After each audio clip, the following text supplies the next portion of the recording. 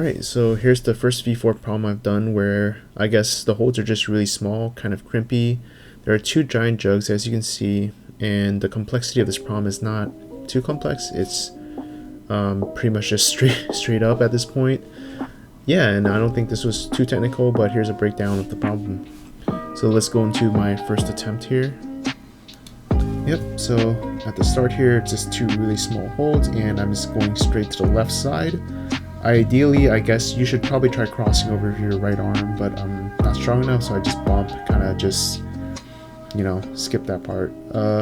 Not the best technique, but yeah, as you can see, I also skipped the far left two holds because those are crimps, and I don't think if I utilized them, I would have enough energy to finish the problem, so it seemed easier going straight up here.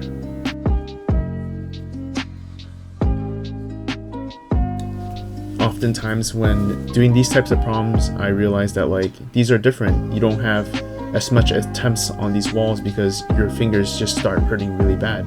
So here again, I'm just remembering all the steps I took and just trying to figure out a way if there's an easier way to get to the next hold. And ultimately, the goal is to go fast, you know, remember moves, don't waste time on the wall.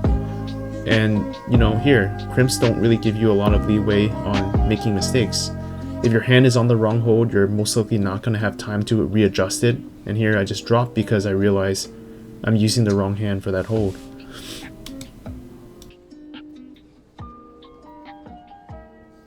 Here's a more panned out view of the problem.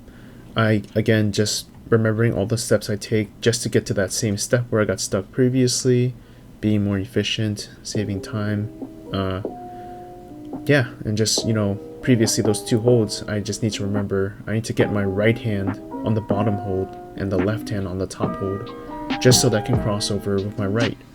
And you know, even beyond that, I can see looking ahead already, the last two holds near the problem or the finish are really small holds, and mainly just trying to figure out how to offload the weight so that I can actually get my left hand to match the last hold. But unfortunately, as you can see here, I took too long and my hands just seem to have given out. Here's another attempt. Got here a lot faster this time. Thought about a new strategy here, just getting my right foot down on that hold just to shift my weight a little bit. Maybe it might be easier to match, but not good enough.